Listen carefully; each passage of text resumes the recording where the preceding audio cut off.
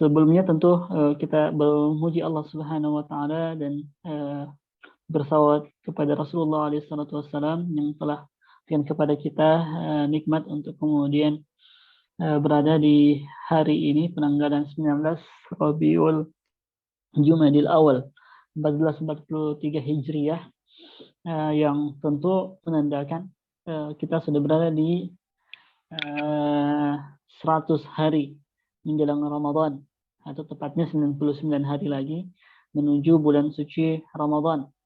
Maka tentu sebuah kesyukuran ketika kita bisa senantiasa mendekatkan diri kepada Allah dan dipertemukan dengan hari-hari yang penuh dengan kebaikan. Dan tentu kita juga mengingatkan bahwa hari ikhtibar sudah dekat, ya. Di ikhtibar dijadwalkan tanggal 3, ya, 3 sampai tanggal 7, ya, 3 sampai tanggal 7. Maka tentu kita berharap antum semua punya persiapan untuk ikhtibar, ya.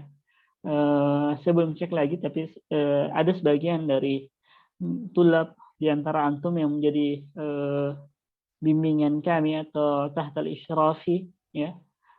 Maka tentu ana mewasiatkan kepadanya dan kepada antum semua untuk menyiapkan diri untuk menjelang UAS tersebut, ya. Wa'aidu lakum mastata'tum min quwwah, dan tentu dalam hal ini jihad kita adalah menuntut ilmu.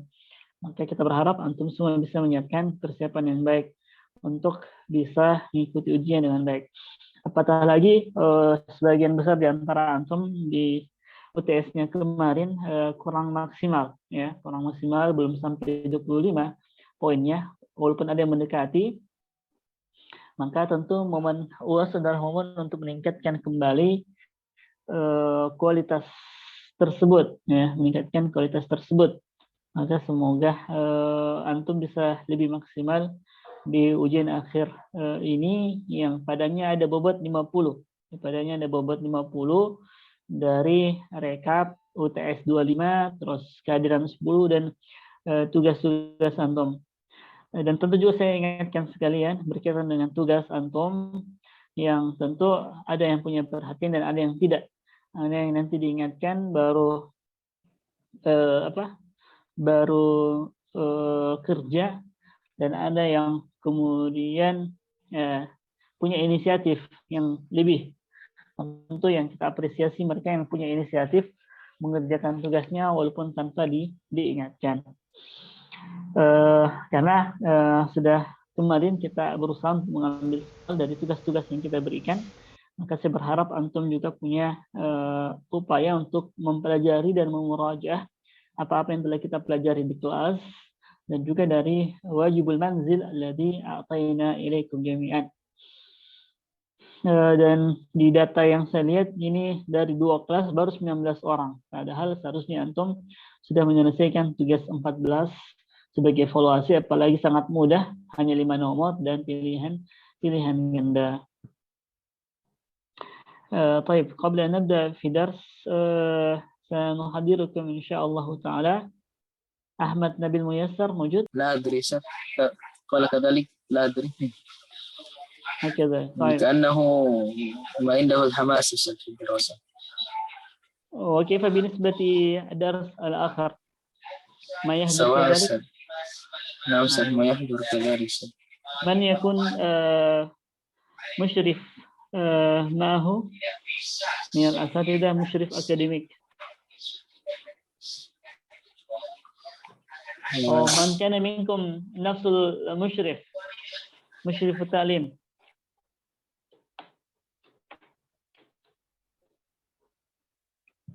Ada yang tahu? Jangan sampai sekarang belum diketahui siapa PA-nya masing-masing.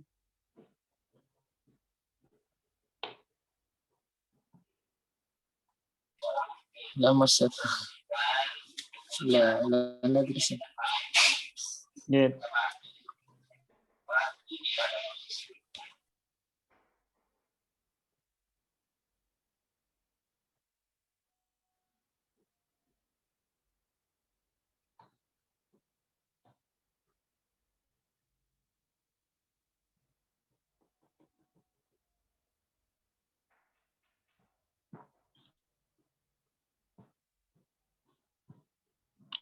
Laptop saya masih bermasalah.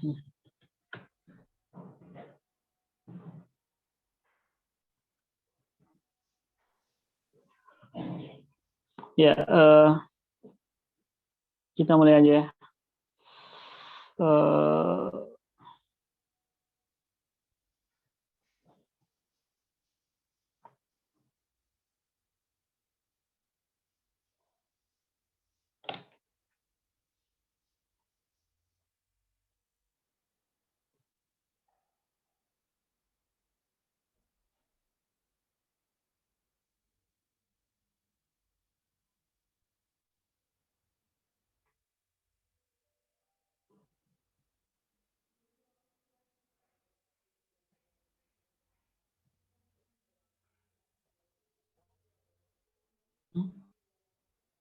Jalannya plus kayaknya.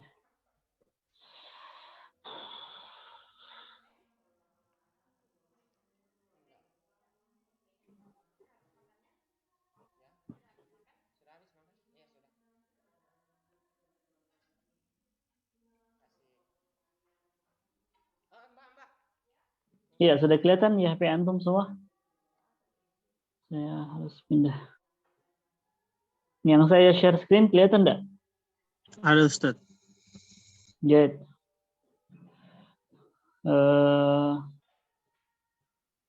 Bilang file anunya ya.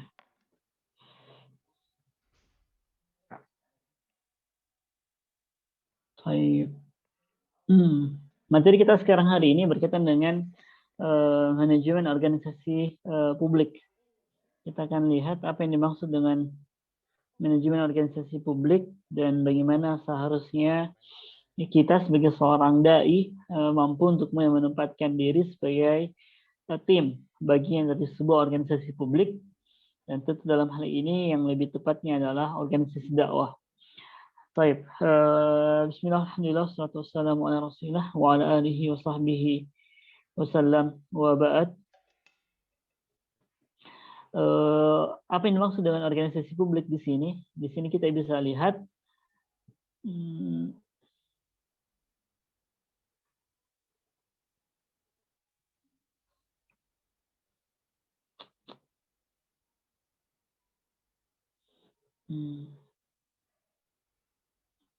ya, di sini kita bisa melihat bahwa beberapa wujud dari organisasi publik seperti pemerintahan pusat, ya, kementerian dan lembaga setingkat kementerian, pemerintah daerah, yayasan ataupun organisasi masyarakat. Dilihat dari definisi, maka organisasi publik dapat dikelompokkan menjadi dua, yakni organisasi pemerintah dan organisasi masyarakat. Jadi organisasi publik pada hakikatnya dua macam ini. Ima dia punya pemerintah dalam hal ini negeri, ataukah organisasi dalam bentuk ormas, ya. Yang tentu ada yang ingat penyampaian Prof. Mahfud MD pada saat GOM kemarin, berapa jumlah ormas di Indonesia?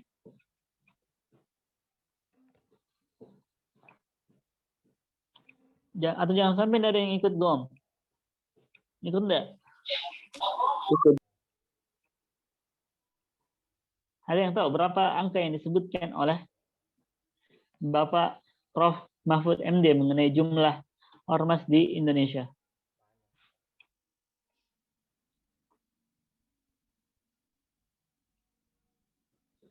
Masa dari 24 ini enggak ada yang bisa jawab? 300-an kayaknya, 300.000 atau berapa? 300. Yang mutaakid jawabannya. Yang lain?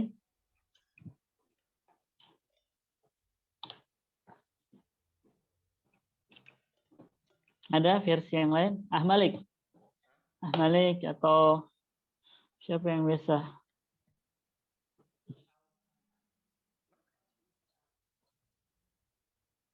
Ronaldi atau siapa? Irsan, Desangga, Sukirman. Al-asal antum aktifkan kamera ya, supaya Anda bisa monitoring siapa yang ikut bersama kami, karena jangan sampai di pertemuan 15 ini pun Anda belum mengenal antum, karena antum pun juga seperti putih malu yang tak pernah menampakkan kucupnya di hadapan saya. Baik. Beliau menyebutkan lebih dari 400.000 ormas yang ada di Indonesia dan terdaftar. Ya, dan itu tentu terdata di mana namanya Kesbangpol, Kesatuan Bangsa. Ya, yang memang menjadi sebuah ranah bagi sebuah organisasi untuk melegalkan dan diakui oleh negara. Maka ini menjadi sebuah hal yang penting untuk kemudian kita ketahui bersama. Kenapa? Karena melegalkan sebuah organisasi agar dia tercatat di negara ada di antara juga masalah dakwah. Ya, kenapa? Karena sebuah organisasi yang enggan untuk mendaftarkan dirinya di Kesbangpol seperti itu dikhawatirkan menjadi sebuah organisasi terlarang yang tidak boleh melakukan sebuah aktivitas apatah lagi sampai kepada perekrutan. Ya, maka perlu untuk kemudian kita mengetahui sejauh mana peran ya dari sebuah organisasi itu sendiri untuk melakukan sebuah kerja-kerjanya. Ya, dan tentu antum ke depan akan menjadi seorang alumni yang akan dilibatkan di beberapa tempat di daerah, ya. Bahkan mungkin antum akan menjadi seorang ketua baik di tingkat DPD maupun DPW ya di provinsi untuk menjalankan sebuah roda organisasi masyarakat. Ya, dan antum harus tahu tentang lika-liku hal tersebut. Ya, bagaimana prosedurnya, bagaimana perpanjangan izinnya dan lain sebagainya. Ya. Maka disebutkan di sini tadi bahwa pada hakikatnya organisasi publik terbagi menjadi dua, yakni organisasi pemerintah dan organisasi masyarakat itu sendiri. Maka di era peran organisasi publik, maka sangat penting sebagai instrumen untuk mengatur masyarakat sekaligus membangun kesejahteraan sosial. Manusia modern dari lahir hingga meninggal bersentuhan dengan organisasi publik. Jika kita merenungkan sejenak, maka kita mudah membayangkan bagaimana kehidupan manusia bergantung pada organisasi publik. Begitu lahirnya manusia sebagai sudah berinteraksi dengan rumah sakit dan lain sebagainya. Ya, hingga kepada manusia bersentuhan kepada dinas kependudukan. Antum nanti kalau berkeluarga punya anak, ya, antum akan mengurus kakak sendiri untuk menunjukkan bahwa antum sudah membentuk keluarga dan tercatat dan punya NIK sendiri, nomor induk kependudukan atau nomor kartu keluarga. Ketika menikah, manusia berurusan dengan kantor urusan agama, bahkan di kantor besar pun, hingga urusan meninggal pun, manusia bersentuhan dengan urusan pemakaman dan lain sebagainya. Maka dengan demikian, ya, sepanjang manusia ada di muka bumi, sepanjang itu pula organisasi publik diperlukan. Maka seiring dengan kebutuhan manusia yang tidak terbatas sifatnya, maka bersama dengan itu pula manusia selalu ingin mendapatkan pelayanan publik yang paling maksimal. Maka manajemen organisasi publik tidak bisa lagi menggunakan pendekatan tradisionalistik. Organisasi publik harus dipoles dengan manajemen organisasi modern. Maka bab ini dimaksudkan untuk memperkenalkan manajemen organisasi publik kontemporer, ya, guna memenuhi kebutuhan dan hasrat publik sebagai pelanggan atau pengguna produk dari organisasi tersebut. Maka dalam hal ini tentu kita dituntut untuk mampu berada dalam sebuah organisasi yang kontemporer, ya, organisasi yang maju, ya. Dan tentu kalau antum mengikuti kemarin atau mungkin ada yang ikut nobar, ya, ada yang nobar di daerahnya kemarin, ya, maka kita sudah berusaha untuk kemudian menjadi sebuah organisasi yang maju, yang kontemporer, yang menggunakan media atau sistem IT sendiri sebagai sebuah wadah.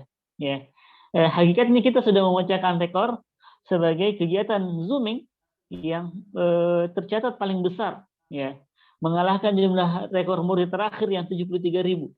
Itu sudah kemarin sampai kepada 150.000 peserta lebih, ya. Namun qadar Allah untuk mengurus rekor muri itu ternyata tidak gratis, ya. Ada yang mau tebak berapa anggaran yang harus dikeluarkan untuk urus rekor muri? Malik atau Agustiawan? Set. 1 miliar, Set. Kebanyakan itu. Ya, nilainya 40 juta, ya, untuk mendapatkan gelar yang predikat seperti itu. Maka tentu dalam hal ini kita menganggap lebih banyak sektor-sektor yang perlu untuk kemudian kita biayai daripada sekedar untuk mendapatkan sebuah prestise, ya, penghargaan dengan selembar kertas tersebut. Maka dalam hal ini ya untuk mendapatkan pemahaman mendalam perihal organisasi, baik itu dikonstruksi dengan terlebih dahulu membahas pendekatan-pendekatan dalam administrasi publik, pembahasan tema ini menjadi penting mengingat organisasi publik merupakan salah satu kajian dari ilmu administrasi publik. Karena itu, memahami pemikiran dari ilmu administrasi publik diharapkan menjadi fondasi untuk memahami subtema berikut. Maka kita akan disajikan ada 5 bentuk pendekatan pada administrasi publik ini. Ya. Maka administrasi publik sebagai suatu kajian akademis telah mengalami 5 tahap perkembangan paradigma. Berikut tahapannya. Yang pertama disebut tahapan atau paradigma dikotomi publik dan administrasi. Ini berada pada tahun 1900-an hingga 1926 terjadi dikotomi bahwa apakah sebuah organisasi harus mengikuti alur politik ataukah harus mengikuti arus administrasi. Karena pada hakikatnya dua hal yang berbeda. Fungsi politik merupakan fungsi membuat kebijakan atau melahirkan keinginan-keinginan negara, sementara fungsi administrasi merupakan fungsi melaksanakan kebijakan tersebut. Ya. Maka menurut paradigma ini administrasi tidak perlu campur tangan dalam kegiatan dan proses politik yang berlangsung di suatu negara. Maka secara spesifik, tugas administrator adalah sebagai pelaksana keputusan politik yang dibuat oleh para politisi itu sendiri. Di sini terjadi dikotomi atau perbedaan kebijakan. Paradigma yang kedua adalah paradigma prinsip-prinsip administrasi, ya, 1927 hingga 1937, ya, yang diperkenalkan oleh W.F. Willoughby, ya, melalui bukunya Principle of Public Administration, di mana paradigma ini mengadopsi prinsip-prinsip manajemen secara luas untuk diterapkan pada ruang lingkup administrasi. Maka dalam paradigma ini, fokus dari ilmu administrasi lebih penting daripada lokusnya. Akibatnya, pengertian kata publik menjadi sangat luas, yaitu penerapan prinsip-prinsip manajemen, seperti perencanaan, pengorganisasian, pelaksanaan, hingga pengawasan. Ya, ini tahapan yang telah kita sebutkan sebelumnya, ya. Ada yang disebut dengan istilah POAC kemarin, planning, organizing, actuating, dan controlling atau disebut pengawasan. Maka dengan demikian administrasi publik diterapkan pada semua tatanan administrasi tanpa memperdulikan fungsi, kebudayaan, misi ataupun kerangka institusi. Administrasi publik bisa diterapkan di bidang apapun tanpa kecuali. Oleh karena itu, pada dasarnya administrasi publik bisa diterapkan di negara maupun manapun, asalkan semua prinsip-prinsip tersebut dipatuhi. Maka secara lengkap, prinsip-prinsip administrasi yang mesti dipatuhi oleh administrator ditemukan dalam karya Gulick dan Urwig yang disingkat dengan postcode. Apa itu? Dia lebih daripada POAC kemarin. Nah, kalau POAC hanya mengandung pada 4 indikator saja, tapi ini mengandung sampai 7 indikator. Apa itu planning? Ya, yakni pelaksanaan, organizing, yakni pengorganisasian, ya. Jadi planning adalah perencanaan, organizing adalah pengorganisasian, staffing adalah bagian daripada pengaturan anggota kita, staffing penempatan, directing adalah penugasan, coordinating adalah koordinasi, reporting adalah laporan, dan budgeting berkaitan dengan keuangan ataukah sistematis, ya, yang meliputi kegiatan organisasi yang dinyatukan dalam satuan unit moneter. Maka paradigma administrasi sebagai ilmu politik, ya, adalah dua tadi hal. Jadi kita sudah dapat yang pertama adalah dikotomi politik dan administrasi, yang kedua adalah paradigma administrasi, dan yang ketiga adalah paradigma administrasi sebagai ilmu politik, ya.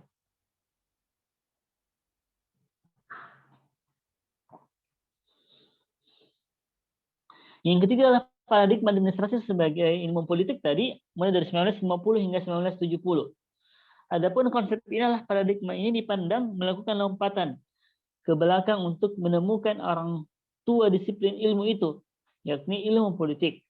Akibat mencari orang tuanya, paradigma ini terkesan hanya memperhatikan lokus, yaitu birokrasi dan pemerintah, sedangkan fokusnya pun kurang mendapatkan perhatian.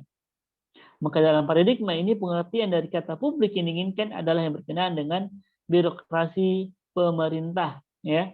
birokrasi pemerintah, sehingga yang ruang lingkup administrasi publik bisa dikatakan kembali menyempitkan seputar proses manajerial birokrasi pemerintahan. Yang keempat adalah paradigma administrasi sebagai ilmu administrasi, ya, di mana paradigma ini berada dalam kurun waktu paradigma ketiga, yakni 56 hingga 1970. Dalam paradigma ini, ilmu administrasi menyajikan fokus dan bukan lokus. Juga sama tadi, dan dalam paradigma ini mulai tumbuh kesadaran untuk mengadopsi disiplin ilmu lainnya untuk menyempurnakan studi ilmu administrasi publik. Jadi dia lebih luas cakupannya dan juga menggabungkan antara administrasi politik itu sendiri dan administrasi publik. Sekarang kita masuk bagaimana sebenarnya peran dari organisasi itu sendiri, ya. Bagaimana peran dari organisasi itu sendiri.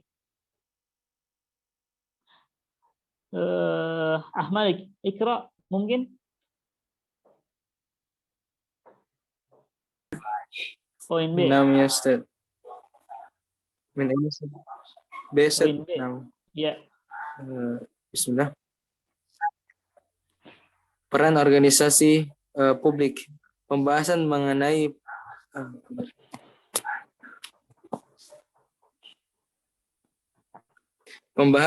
organisasi publik merupakan salah satu fokus dari studi administrasi publik. Sebagaimana pembahasan organisasi privat merupakan salah satu ruang lingkup studi ilmu manajemen. Oleh karena itu, kajian organisasi publik memberi fokus pada 3 perspektif, yakni yang pertama, bagaimana pengembangan birokrasi, yang kedua, bagaimana pengembangan pelayanan publik, yang ketiga, bagaimana pengembangan kebijakan publik. Tiga fokus ini harus mendapat kajian secara bersamaan karena fungsi utama organisasi publik adalah sebagai pelaksana kebijakan publik dan sebagai agen pelayanan publik. Sementara nama lain dari organisasi yang melaksanakan 2 fungsi ini adalah birokrasi pemerintahan. Maka organisasi publik sering diidentikan dengan birokrasi. Sehingga ketika kita mendiskusikan organisasi publik, sesungguhnya kita sedang mendiskusikan perihal birokrasi. Pertanyaan yang muncul kemudian, bagaimana organisasi publik idealnya memainkan peran agar pelayanan dan pelaksanaan kebijakan publik sebagai fungsi utamanya mampu dijalankan secara efektif? Menurut hemat penulis, pada dasarnya organisasi publik bekerja dengan 2 instrumen, yakni peraturan dan misi.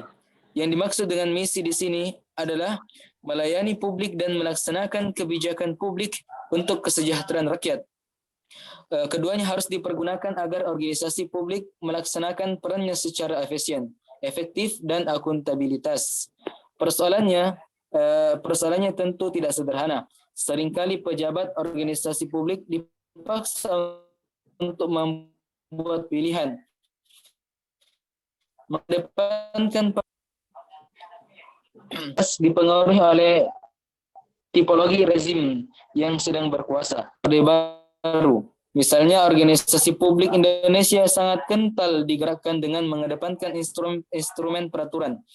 Manajemen organisasi publik oleh rezim kala itu digerakkan oleh semua peraturan secara ketat, di mana tingkat hierarki, formalitas, dan sentralistik mewarnai wajah organisasi ini.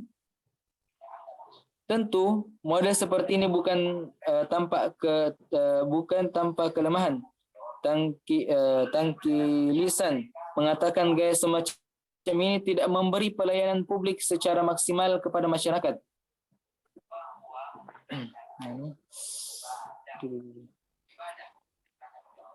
Terpotong ya. Terpotong layarnya, tulisannya.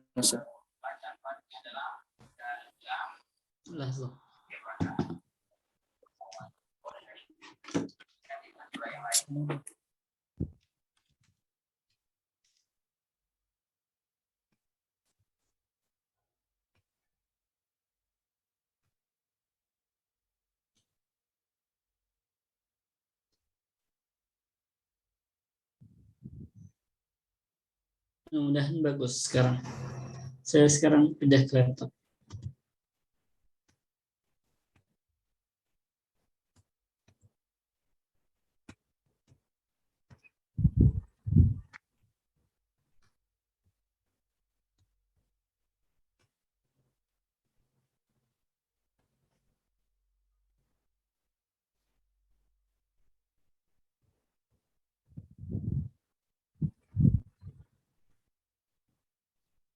Iya, sudah kelihatan Malik? Bisa dilanjutkan? Iya, Ustaz. Nah, Ustaz. Nah, Ustaz. Mana tadi itu? Pilihan tersebut. Ini kayaknya ini, Ustaz. Ke bawah. Iya. Ulang, Ustaz. Ya. Ini langsung aja pilihan pemikiran. terhadap dua perspektif di atas pemikiran dari sarjana administrasi publik berkebangsaan Amerika Serikat Osborne dan Gebler memberi pengaruh besar terhadap pergeseran peran organisasi publik. Pergeseran peran organisasi publik. Menurut mereka, pemerintah yang digerakkan oleh misi jauh lebih memperhatikan kepentingan publik dibanding pemerintahan yang digerakkan oleh peraturan yang kaku dan mengikat. Mereka menyebutkan organisasi publik yang digerakkan oleh peraturan merupakan model tradisional, sedangkan yang digerakkan oleh misi merupakan model baru. Oleh karena jasanya kedua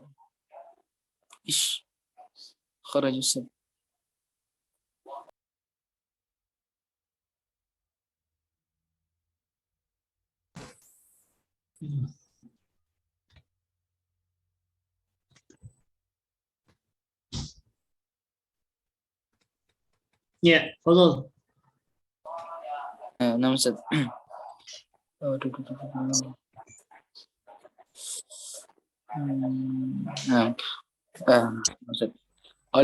Oleh karena jasanya, kedua pemikir ini sering dikenal sebagai tokoh pembaruan peran organisasi publik. Pada organisasi publik baru ini, aturan dilaksanakan secara luas dan memberikan kewenangan lebih otonom kepada para birokrasi secara profesional dan proporsional dan profesional, sehingga aparatur pemerintah dapat memanfaatkan sumber daya dan lingkungan secara efektif dan efisien tanpa melanggar aturan baku organisasi. Kebawasan.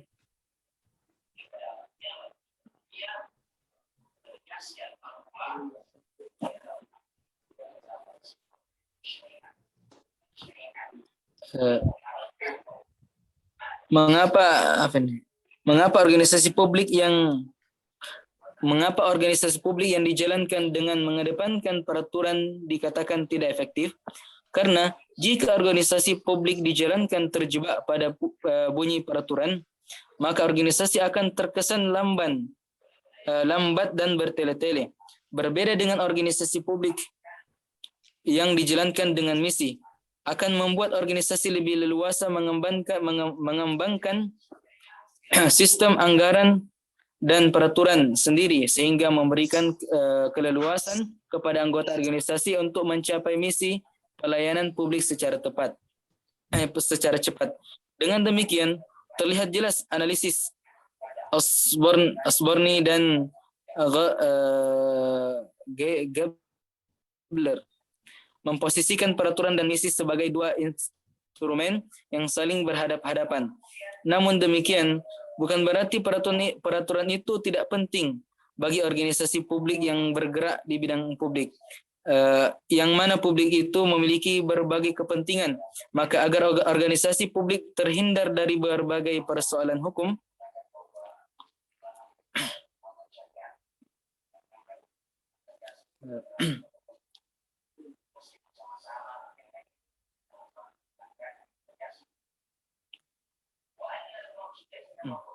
ke bawah lagi, Ustaz.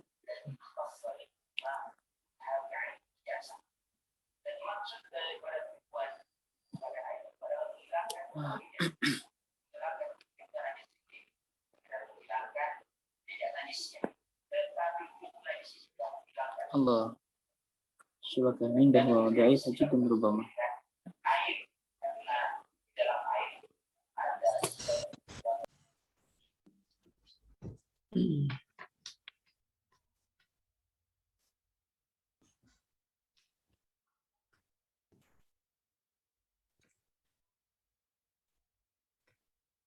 Ya, طيب jazakallah khair.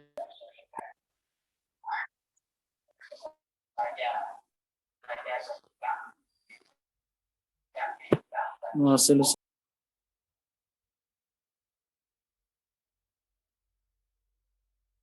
Gangguan jaringan lagi tidak stabil. Intinya pada bagian ini kita ditekankan kepada 2 poin penting, yakni tentang fokus kajiannya pada 3 bagian ini, yakni bagaimana pengembangan birokrasi, bagaimana pengembangan pelayanan publik, dan bagaimana pengembangan kebijakan publik. Ini 3 hal, ya, jadi birokrasi, pelayanan, dan kebijakan. Dan tentu tadi saya sudah ingatkan bahwa gambaran dalam hal ini agar antum tidak mengawang-awang dan berpikir adalah minimal memahami Jam'iyah Al-Wihdah Al-Islamiyah atau Ormas Wahdah Islamiyah dalam bergerak sebagai sebuah organisasi dakwah, ya, dengan fokus gerakannya baik dakwah, baik tarbiyah, baik kesehatan sosial, ya, dan juga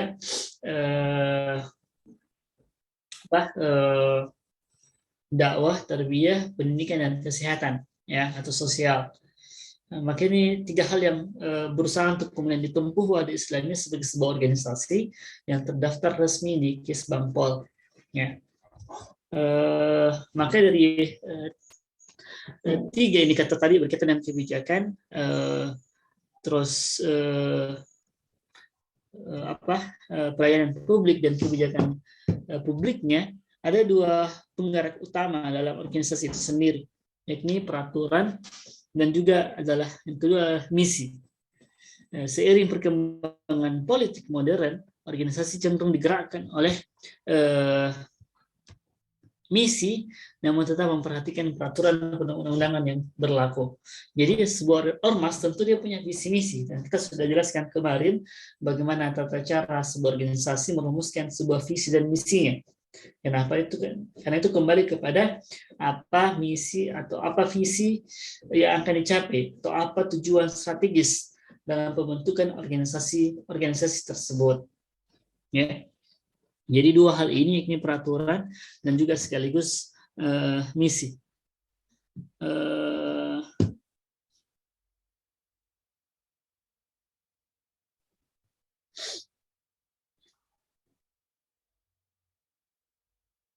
Selanjutnya adalah yang sudah masuk di situ, ya.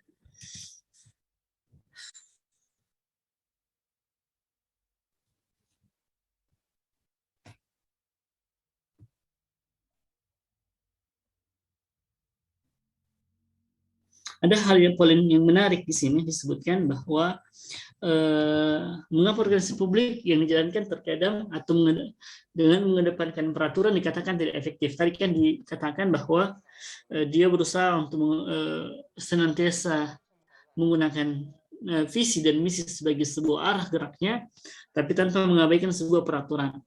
Di sini dikatakan karena jika organisasi publik dijalankan terjebak pada bunyi peraturan, maka organisasi akan terkesan lamban dan bertele-tele. Berbeda dari organisasi publik yang dijalankan dengan misi, akan membuat organisasi itu lebih leluasa mengembangkan sistem anggaran dan peraturan sendiri, sehingga memberikan keleluasaan kepada anggota organisasi untuk mencapai misi pelayanan publik secara cepat. Dengan demikian terlihat jelas analisis Osborne dan Gibler memposisikan peraturan dan misi sebagai 2 instrumen utama yang saling berhadap-hadapan. Namun penulis mengatakan bahwa dengan demikian bukan berarti peraturan itu tidak penting bagi organisasi publik yang bergerak di bidang publik, yang mana publik itu tentu dalam hal ini adalah masyarakat memiliki berbagai kepentingan, maka organisasi publik terhindar dari berbagai persoalan hukum, ya, agar pelaksanaan misinya tentu saja perintah peraturan penting untuk dipatuhi. Yang lebih penting adalah peraturan mesti diletakkan tidak lebih sebagai alat organisasi dan bukan tujuan. Karena tujuan organisasi adalah apa? Visi, misi, tujuan, dan strategi. Seorang pakar manajemen bernama Osborne dan Gibler menggambarkan keuntungan yang didapat dari sikap mengedepankan misi dari peraturan. Ada 5 katanya. Yang pertama, organisasi yang digerakkan oleh misi akan lebih efisien daripada organisasi yang digerakkan oleh peraturan. Yang kedua, ya, organisasi akan lebih efektif digerakkan oleh misi daripada digerakkan oleh peraturan, dalam arti lebih dapat mendatangkan hasil yang lebih baik. Organisasi yang digerakkan oleh misi lebih inovatif dan juga lebih luas dan juga mempunyai semangat yang lebih tinggi daripada yang digerakkan oleh peraturan. Intinya memang teori ini menjelaskan bahwa sebuah organisasi selayaknya fokus kepada apanya, visinya, misinya, dan apa tujuan strategis dari organisasi tersebut. Ya, maka dikatakan di sini terlibat gamblang bahwa organisasi yang digerakkan oleh misi lebih fleksibel. Dia fleksibel dalam artian agar tetap fokus. Dia tidak kaku. Misalnya, organisasi kan mengatur tentang bagaimana pergantian ketua, bagaimana pelaksanaan musyawarah, bagaimana ini dan itu. Tetapi dia lebih kepada apakah itu tetap sejati atau sejalan dengan visi misinya ataukah tidak. Maka dia lebih fleksibel. Nah, misalnya hari ini kita mendapatkan NU telah menyelesaikan muktamarnya dan sudah pemilihan ketua umum juga, ya, dan Pak Asas pun tergantikan oleh Yahya Khalil Stakuf. Maka tentu itu merupakan sebuah proses dinamika dari organisasinya. Kemarin kita dapatkan mungkin viral bagaimana terjadi keributan pada saat pembahasan tata tertibnya, karena berkaitan dengan siapa orang-orang yang berhak untuk memilih untuk menetapkan ketua umum tersebut. Ya. Sebaliknya organisasi yang digerakkan oleh peraturan membuat kesan organisasi bersangkutan tertutup, statis, tidak responsif, bahkan cenderung memiliki manajemen diktator. Ya.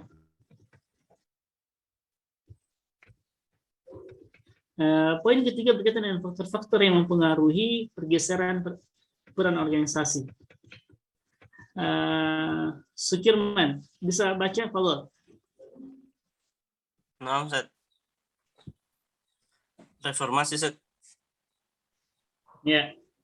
Bismillahirrahmanirrahim. Reformasi politik tahun 1998 telah memberi pengaruh terhadap manajemen organisasi publik di Indonesia. Salah satu yang cukup penting pengaruhnya adalah pergeseran peran organisasi publik di daerah akibat perubahan manajemen pemerintahan dari sentralistik menjadi desentralistik atau otonomi daerah. Melalui Undang-Undang Nomor 22 Tahun 1999 tentang pemerintahan daerah, maka pemerintah daerah diberi kewenangan untuk mengurus rumah tangganya sendiri. Dalam ikhtiar bangsa untuk memperkuat otonomi daerah, undang-undang di atas diganti oleh Undang-Undang Nomor 32 Tahun 2004 tentang pemerintah daerah. Melalui undang-undang ini, masyarakat di daerah diberi kebebasan untuk memilih kepala daerahnya secara langsung. Kedua undang-undang di atas merubah wajah organisasi publik di daerah menjadi cukup liberal. Pemerintah pusat seringkali mengalami kesulitan mengendalikan pemerintah provinsi dan kabupaten atau kota. Demikian halnya dengan pemerintah provinsi yang mengalami kesulitan mengendalikan pemerintah kabupaten atau kota. Seluruh fungsi manajemen atau perencanaan, pengorganisasian, pengarahan, kepemimpinan, dan pengawasan diserahkan kepada pemerintah kabupaten atau kota. Karena kekhawatiran dengan liberalisasi yang berlebihan, pemerintah mencoba memperketat pengendalian dengan merubah Undang-Undang 32 Tahun 2004 menjadi Undang-Undang Nomor 23 Tahun 2014 tentang pemerintahan daerah. Dalam undang-undang ini beberapa kewenangan strategis yang dulunya diberikan kepada kabupaten atau kota ditarik menjadi kewenangan provinsi. Beberapa pihak kemudian membuat spekulasi dengan mengatakan bahwa pemerintah pusat sedang mencoba melakukan resentralisasi karena kepanikannya terhadap pemerintah daerah. Terlepas dari perdebatan tentang motif politik dari perbuatan undang-undang di atas, tulisan ini ingin memberikan perhatian bahwa otonomi yang diberikan kepada daerah telah menggeser peran organisasi publik. Ada dua faktor yang mempengaruhi pergeseran peran tersebut, yakni yang pertama adalah faktor politik dan faktor organisasional. Faktor politik yang memegang peran penting adalah penerapan good governance dan civil society. dan civil society. Bertolak dari semangat reformasi yang memiliki mimpi atau cita-cita membuat perubahan mendasar dalam penyelenggaraan pemerintahan yang lebih transparan, berkeadilan dan akuntabel. Maka tuntutan akan adanya pemerintahan yang baik, good governance menjadi relevan sebagai solusi. Di samping itu, solusi lain yang diperlukan adalah mengurangi peran pemerintah dalam urusan sosial ekonomi masyarakat dan memperbesar peran dan partisipasi masyarakat. Karena itu, penguatan civil society atau masyarakat madani menjadi relevan diperbincangkan. Sedangkan yang dimaksud dengan faktor organisasional yang mempengaruhi pergeseran peran organisasi publik adalah fungsi-fungsi yang terkait dengan aspek manajemen dalam organisasi modern. Fungsi tersebut adalah perencanaan, pengorganisasian, kepemimpinan, dan pengawasan. Studi yang dilakukan oleh Tengku Lisan mengatakan dari seluruh aspek manajemen organisasi modern tersebut, naik ke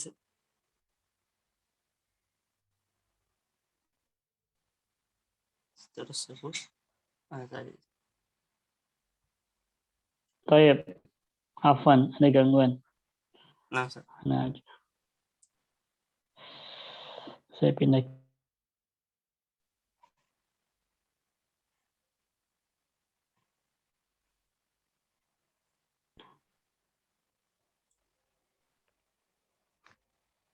Ya, kelihatan?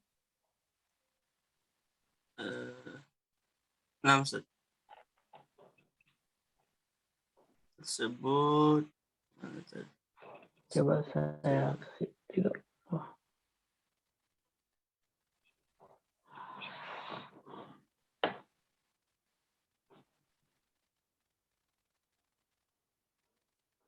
Ya, sedangkan yang dimaksud dengan faktor organisasional. Sedangkan yang dimaksud dengan faktor organisasional yang mempengaruhi pergeseran peran organisasi publik adalah fungsi-fungsi yang terkait dengan aspek manajemen dalam organisasi modern. Fungsi tersebut adalah perencanaan, pengorganisasian, kepemimpinan, dan pengawasan.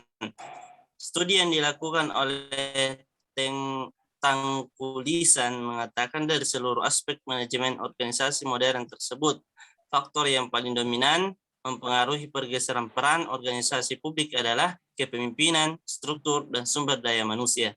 Yang pertama, kepemimpinan. Peran kepemimpinan dalam organisasi merupakan peran paling strategis. Pemimpin menjadi aktor yang merumuskan visi, misi, dan program organisasi, mengarahkan kegiatan dan hubungan organisasi dengan lingkungannya, hingga menyelesaikan konflik dalam organisasi termasuk konflik organisasi dengan lingkungannya. Ada beberapa model kepemimpinan dalam organisasi publik sebagai berikut. Yang pertama, model autokratis dan hierarkis. Model kepemimpinan ini telah dijelaskan pada bab 10. Pada prinsipnya model ini adalah kepemimpinan yang bersifat top-down. Pemimpin merasa paling mengetahui segala persoalan sehingga membuat anggota organisasi kehilangan kepercayaan diri dan merasa kerdil, hingga anggota kehilangan motivasi dalam organisasi. Yang kedua, model partisipatif. Kepemimpinan model ini biasanya pemimpin membagi pengambilan keputusan serta tanggung jawab ke bawah, membentuk tim yang efektif untuk meningkatkan skill dan kemampuan individu. Model yang ketiga adalah model value based atau leadership. Ini adalah model kepemimpinan yang didasarkan pada hubungan nilai yang solid dan terintegrasi di antara sesama anggota dan pemimpinnya. Manajemen hubungan biasanya dilakukan secara terbuka, memberdayakan potensi anggota secara maksimal, menciptakan keadilan pada individu, dan hubungan sesama anggota didasarkan atas norma dan nilai. Seiring dengan perkembangan manajemen organisasi modern dan kebijakan otonomi daerah, maka model partisipatif dan value-based atau leadership lebih unggul dibanding model autokratis.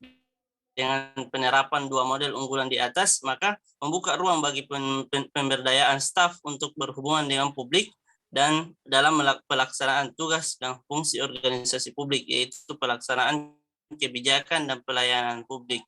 Yang kedua, struktur. Definisi dan tipe struktur organisasi telah dijelaskan pada bab 6. Pertanyaan mendasar pada bagian ini adalah struktur organisasi yang bagaimana yang memperbaiki kapasitas organisasi dalam menjalankan fungsinya.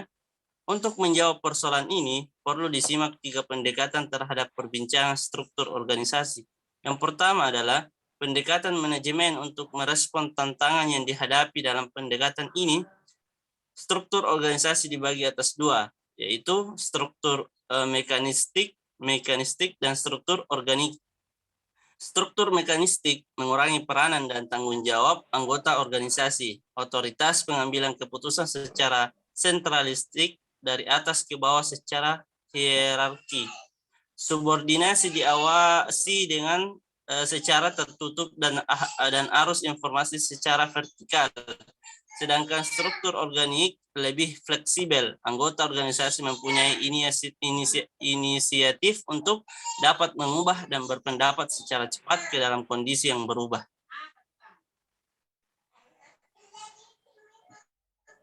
Kemudian yang kedua adalah pendekatan efektivitas pengambilan keputusan dan komunikasi. Menurut pendekatan ini, struktur organisasi terdiri dari struktur organisasi yang pipih. Bisa di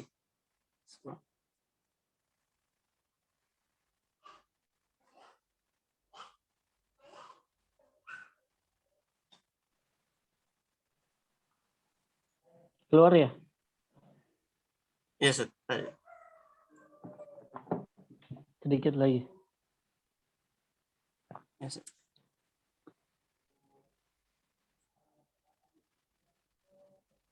Menurut pendekatan ini, struktur organisasi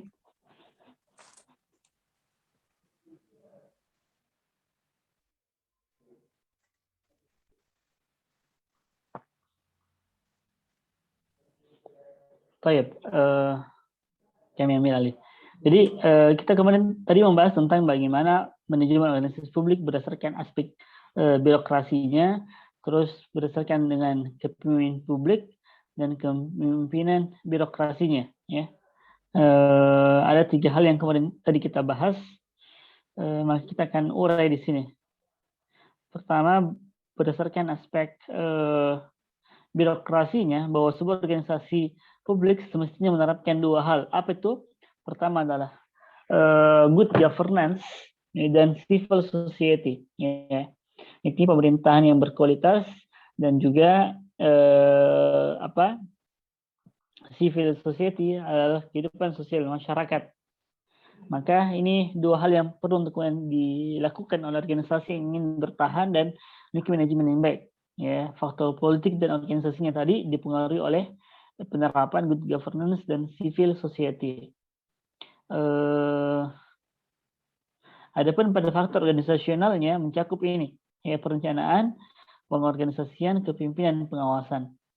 Dan juga dalam hal itu, ya, dalam hal antara 2 tadi ini, antara faktor politik dan keorganisasian, faktor organisasi ini mencakup kepemimpinan, struktur, dan sumber daya manusia.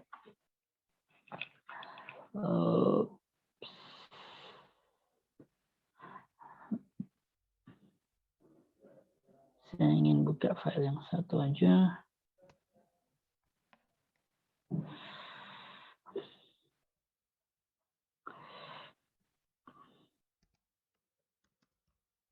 Ini insya Allah.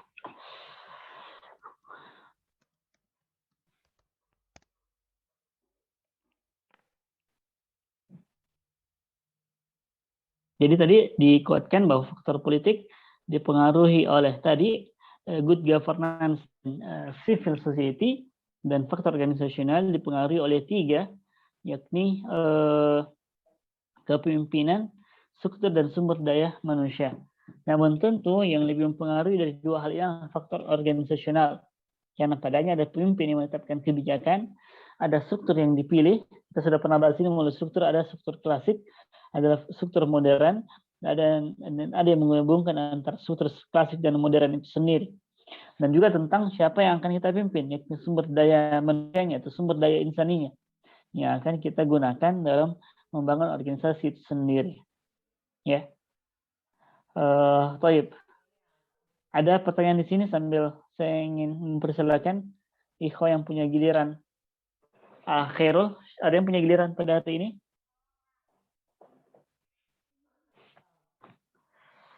Sambil saya cek tadi lagi ikhwah yang baru hadir. Siapa yang baru hadir tadi?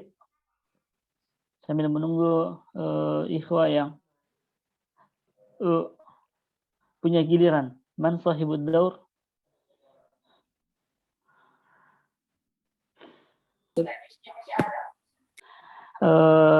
Sampai di mana tadi yang antum dengar?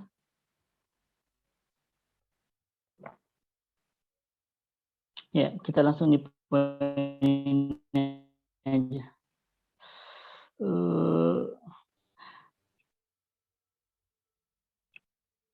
Halo? Ya, Agustiawan, Ikra al-Khulasa.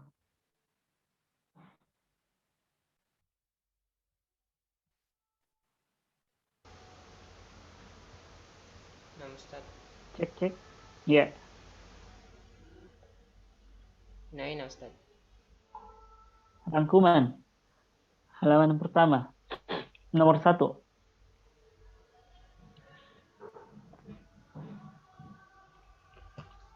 Kelihatan? Nah, kelihatan Ustaz. Satu rangkuman dari pembahasan di atas dapat ditarik beberapa kesimpulan sebagai berikut. 1. Organisasi publik merupakan kajian dari ilmu administrasi publik. Sebagai disiplin ilmu mandiri, organisasi publik telah mengalami 5 paradigma, yakni dikotomi politik dan administrasi, prinsip-prinsip administrasi, administrasi sebagai ilmu politik, administrasi negara sebagai ilmu administrasi negara, dan administrasi publik sebagai administrasi publik. 2. Organisasi publik memiliki 3 fokus kajian, yakni bagaimana pengembangan birokrasi, bagaimana pengembangan pelayanan publik, dan bagaimana pengembangan kebijakan publik. 3. Organisasi publik digerakkan 2 instrumen utama, yakni peraturan dan misi. Seiring perkembangan politik modern, organisasi cenderung digerakkan oleh misi, namun tetap memperhatikan peraturan perundang-undangan yang berlaku. 4. Terdapat 2 faktor yang berpengaruh terhadap pergeseran peran organisasi publik, yakni faktor politik dan faktor organisasional. Namun demikian, kajian para ahli memperhatikan faktor organisasional memberi pengaruh paling dominan. Ada 3 faktor organisasional yang berpengaruh tersebut, yakni kepemimpinan, struktur, dan sumber daya manusia. 5. Isu baru dalam manajemen organisasi publik yang sedang digandrungi era ini adalah penerapan konsep New Public Management atau NPM. Konsep ini merupakan antitesis dari birokrasi Weberian yang telah dipandang tradisional dan cenderung kaku. Konsep ini diperkenalkan oleh Mason C. Audley yang berpikir tentang negara minimal. Ciri dari NPM adalah A. Menempatkan permasalahan sosial dan ekonomi sebagai permasalahan harus diselesaikan dengan melibatkan semua orang. B.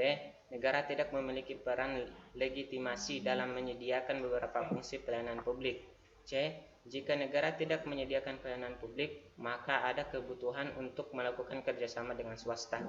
Maka NPM menginginkan fungsi pelayanan publik tidak didominasi oleh negara. 6.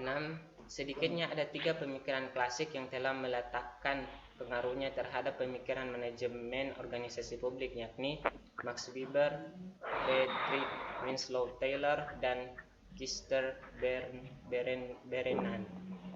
7. Tugas administratur publik yang demikian kompleks menuntut pertanggungjawaban etis. Karena itu, ketika administrasi publik sebagai bagian dari etika sosial penting dipelajari sebagai kajian organisasi publik. 8. Seiring dengan reformasi politik tahun 1998, isu pengorganisasian masyarakat sebagai bagian dari kajian organisasi publik semakin menarik. Konsep pengorganisasian masyarakat diperkenalkan oleh Eric Sregi. Konsep ini memberi kritik bahwa pengangguran dan kemiskinan disebabkan oleh lemahnya mobilisasi, sehingga perlu dipikirkan metode pengorganisasian masyarakat sebagai jalan keluarnya. Sedikitnya ada 3 model pengorganisasian masyarakat yang sering dilakukan, yakni pengembangan lokalitas, perencanaan sosial, dan aksi sosial. Baik. Jadi ini berkaitan dengan materi kita pada hari ini, yakni membahas tentang organisasi publik tadi, yang merupakan kajian ilmu administrasi politik. Dan juga ada 3 tahapannya berkaitan dengan pengembangan birokrasinya, pengembangan publiknya, dan juga pengembangan kebijakan publik. Ya. Jadi pengembangan pelayanan dan pengembangan kebijakan. Terus ada 2 yang mempengaruhi, yakni peraturan dan misi, dan juga ada 2 hal yang mempengaruhi juga tadi, 2 faktor, yakni faktor politik dan organisasi.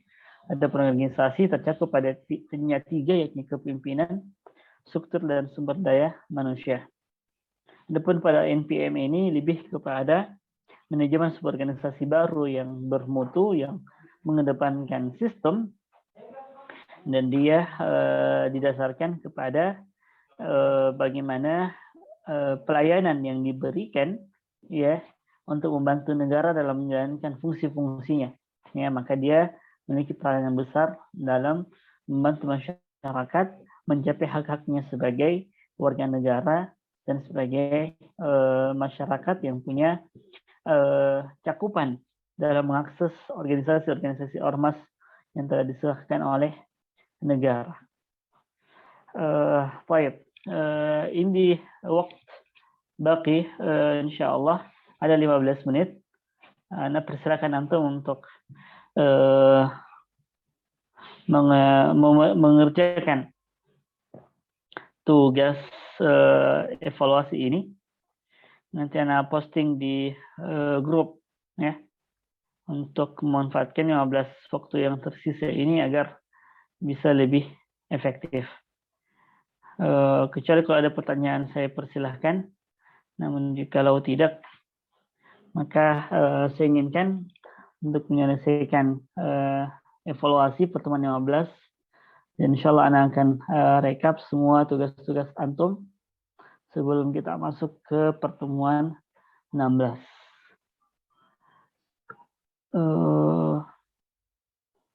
Ada pertanyaan sebelum kita akhiri? Ya, silakan. Apakah bisa dibuka kembali saat itu untuk evaluasi 13 dan 12-nya? Karena apa uzurnya antum untuk saya buka? Biasa, Ustaz.